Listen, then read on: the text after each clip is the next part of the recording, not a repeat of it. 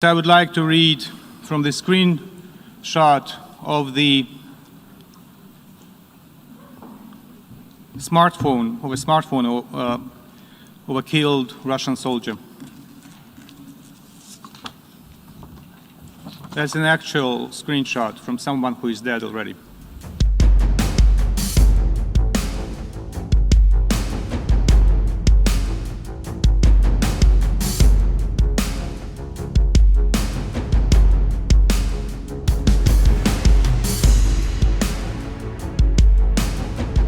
The first time since the United Nations was born,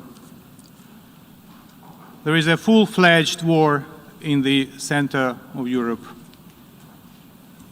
Everyone in this hall and everyone in the world knows that Russia, and Russia alone, started this invasion now facilitated by Belarus.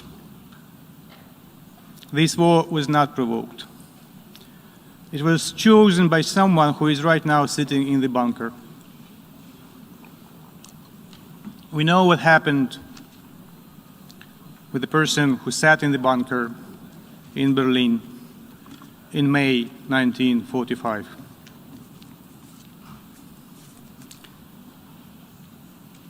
Before I continue with my formal statement, I would like to switch to Russian and invite you to put on the headphones, because I would like to read from the screenshot of the smartphone of a killed Russian soldier. That's an actual screenshot from someone who is dead already.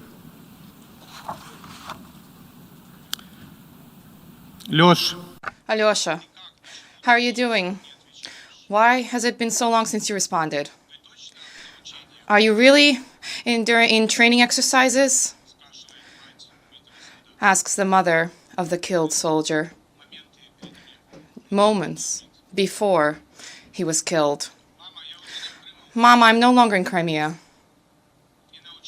I'm not in training sessions.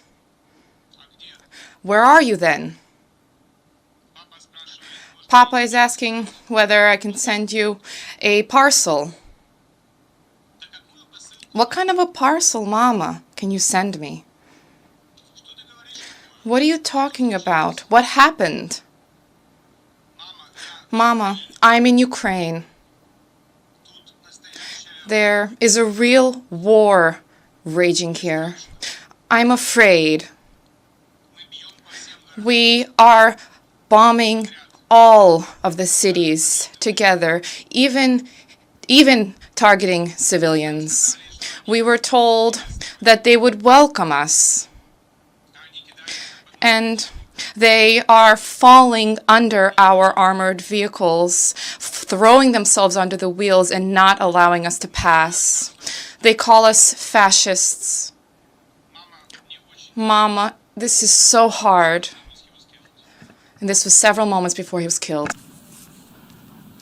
Imagine, if you want to just visualize the magnitude of the tragedy, you have to imagine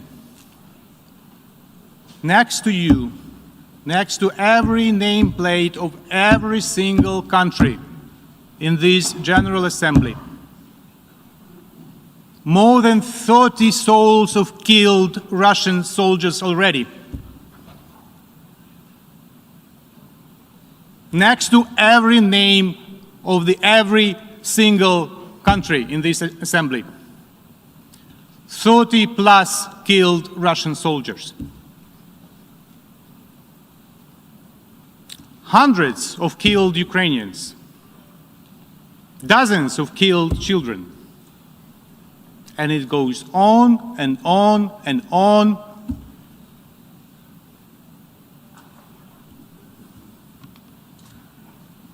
So just imagine those killed people next to you. Big militarized powers seeking for geopolitical greatness. has launched a full-fledged military offensive against a smaller neighbor aimed at invading the country. Deadly airstrikes dropped on civilians' heads across the entire country, and the Russian troops crossed Ukraine's borders from the territory of Russia, Belarus, and the occupied parts of Ukraine's Donbas and Crimea. Does it remind you of something, doesn't it? Indeed. Very clear parallels could be drawn with the beginning of the Second World War, too. And Russia's course of action is very similar to what their spiritual mentors from the Third Reich employed on the Ukrainian land 80 years ago.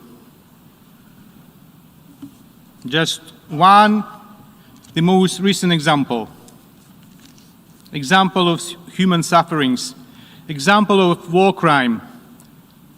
As all of us were on our way to the General Assembly today, the Russian army shelled with Grad multiple rocket launcher systems the residential areas of the city of Kharkiv, the second biggest in Ukraine. Innocent civilians have been killed and wounded. The exact numbers is very difficult to estimate because of the warfare, while the negotiations are still underway at the border with Belarus. We therefore express our gratitude for overwhelming support that made this decision on the emergency session possible. We are grateful to the President of the General Assembly for his taking care of this idea well in advance. We appreciate the engagement of the UN Secretary General, who has taken a very strong stance in support of peace, in support of the UN Charter.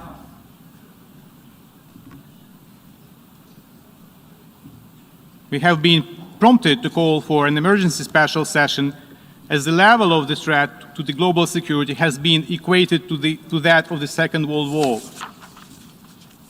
or even higher, following Putin's order to put and alert Russian nuclear forces. What a madness!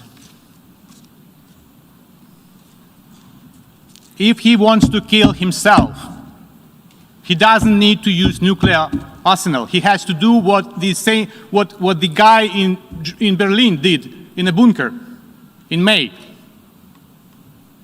1945. If Ukraine does not survive, international peace will not survive. If Ukraine does not survive, the United Nations will not survive. Have no illusions.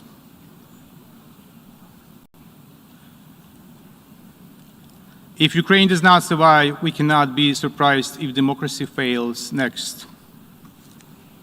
Now we can save Ukraine, save the United Nations.